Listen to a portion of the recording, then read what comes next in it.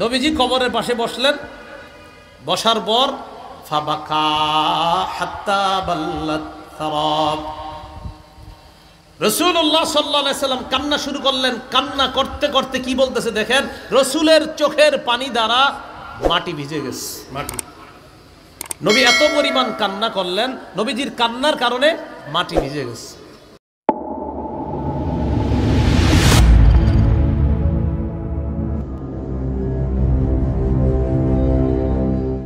এবার দেখেন কবরস্থানে, কবরের সামনে বৈশা নবীজি সাল্লাল্লাহু আলাইহি সাল্লাম কান্না করছে। কবরের সামনে বৈশা নবীজি কান্না শুরু করে দিয়েছে। কান্না করতে করতে এক পর্যায়ে ওই অবস্থায় সাহাবায়ে কেরামকে রাসূল সাল্লাল্লাহু আলাইহি সাল্লাম সম্বোধন করছে, ও ভাই সব বইলা। কি বইলা সম্বোধন করছে? ও ভাই সব, এই বইলা সম্বোধন করছে কবরের সামনে। ইবনে মাজাহ 4195 নম্বর হাদিস আছে। ইবনে মাজাহ 4195 নম্বর হাদিস। বারা ইবনে আযিব রাদিয়াল্লাহু তাআলা আনহুর বর্ণনা, তিনি বলেন, কুন্না মা রাসূলিল্লাহি সাল্লাল্লাহু আলাইহি ওয়াসাল্লাম ফি জানাজা, নবীর সাথে এক জানাজায় আমরা ছিলাম, নবীর সাথে এক জানাজায় অংশগ্রহণ করলাম। জানাজার অংশগ্রহণ করার পর কবরের সামনে আল্লাহর রাসূল বসে গেলেন। কি কয় দেখেন, জালাসা আলা শাফিরিল কবর, আল্লাহ নবী কবরের কিনারায় বসে গেলেন, কবরের পাশে বসে গেলেন। এই ব্যাপারে দেখবেন আমার মনে হয় লম্বা একটা বয়ান আছে, কবরের প্রথম রাত একটা বয়ান আছে না, এটা অনেক লম্বা, ওই জায়গায় পুরো বিষয়টা আছে। তো একটু খালি শোনেন। নবীজি কবরের পাশে বসলেন, বসার পর ফাবাকা হাত্তা বাল্লাত সারাব, রাসূলুল্লাহ সাল্লাল্লাহু আলাইহি সাল্লাম কান্না শুরু করলেন। কান্না করতে করতে কি বলতেছে দেখেন, রসুলের চোখের পানি দ্বারা মাটি ভিজে গেছে। মাটি, নবী এত পরিমাণ কান্না করলেন, নবীজির কান্নার কারণে মাটি ভিজে গেছে।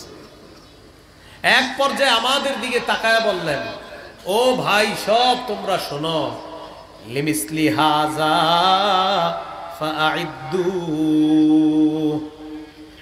এই কবরে যাদেরকে রাখা হয়, তোমাকে আমাকে আমাদেরকে রাখা হবে। এই কবরে আজকে যাকে রাখা হচ্ছে তার যে অবস্থা হবে, তারে যেমন মাটির নিচে রাখা হবে, তোমাদেরকেও মাটির নিচে রাখা হবে। অতএব তোমরা সবাই প্রস্তুতি নাও। লিমিসলি হাযা ফাআইদ্দু, ওই মুহূর্তে নবী সবাইরে বলছে, ইখওয়ানি, ও ভাই সব, ও আমার ভাইয়েরা, তোমরা এই অবস্থার জন্য প্রস্তুতি গ্রহণ করো। ওই কঠিন মুহূর্তে নবী সাহাবীদেরকে বলেছিলেন, প্রিয় ভাই সব, এই কঠিন মুহূর্তের জন্য তোমরা প্রস্তুতি গ্রহণ করো। এখানে আমার কবরের আলোচনা করার উদ্দেশ্য ছিল না, কবরের বিষয়টা বলা উদ্দেশ্য ছিল না, সেটা বোঝানো উদ্দেশ্য ছিল এত কঠিন একটা মুহূর্তে নবী সবাইরে কত মায়ার একটা সুরে বললেন, ও প্রিয় ভাই সব, এই অবস্থার জন্য তোমরা তৈরি থাকো।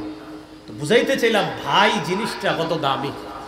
তা আমাদের অধঃপতনের দ্বিতীয় কারণ সম্পর্কে আমি আলোচনা করছিলাম, ভ্রাতৃত্ব নাই।